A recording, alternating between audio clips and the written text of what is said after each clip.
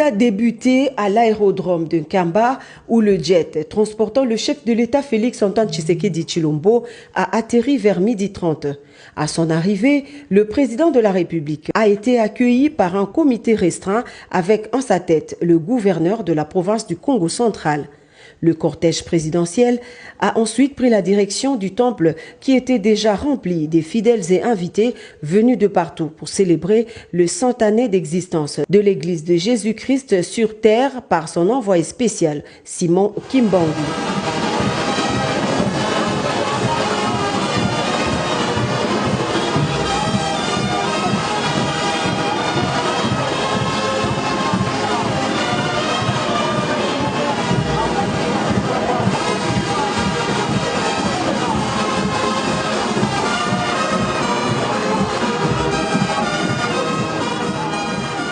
Après un bref entretien avec le chef spirituel, son éminence Simon Kimbangu Kiangani, le chef de l'État a été conduit dans le temple pour le culte. C'est sous le son de la fanfare mêlée au chant en l'honneur de leur hôte de marque que les fidèles kimbanguistes ont accueilli le chef de l'État dans ce temple mythique qui n'a laissé aucune chaise vide parmi les 37 000 places assises dans sa capacité d'accueil.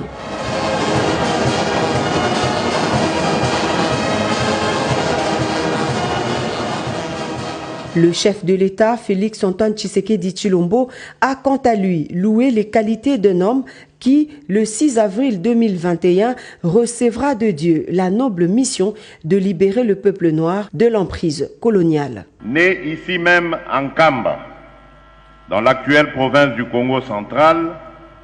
un certain 12 septembre 1887, le prophète Simon Kimbangu fut un homme au départ ordinaire, à qui, selon les témoignages concordants, Dieu confia la mission de libérer le peuple noir du joug colonial. Catéchiste doué de dons de la guérison et éphémère employé des huileries du Congo belge à Kinshasa, ex-Léopoldville, Papa Simon Kimbangu s'est particulièrement distingué par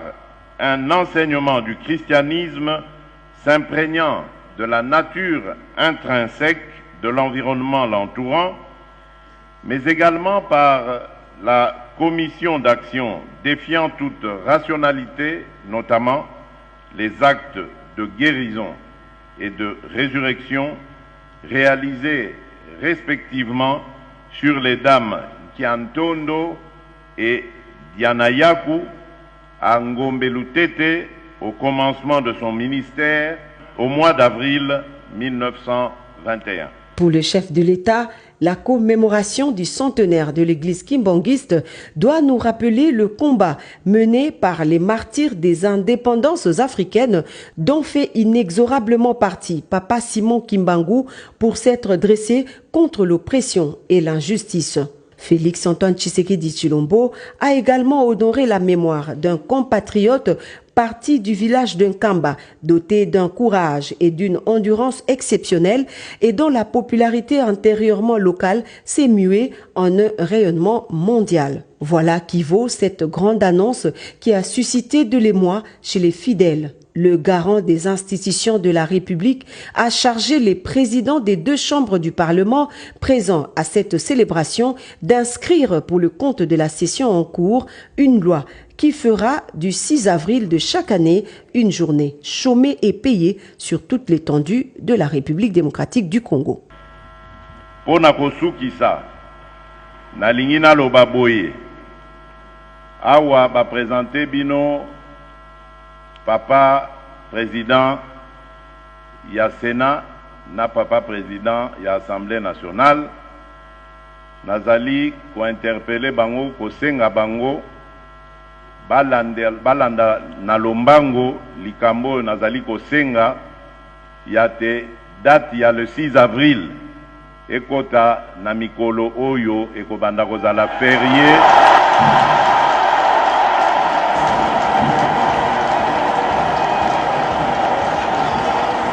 Le chef spirituel, son éminence Simon Kimbangu Kiangani, a remercié le président de la République pour avoir tenu promesse. Il a ensuite prié l'assistance composée de plus de 90% des fidèles kimbanguistes au respect de l'autorité établie en promettant que l'église kimbanguiste restera toujours partenaire privilégié de la nation congolaise.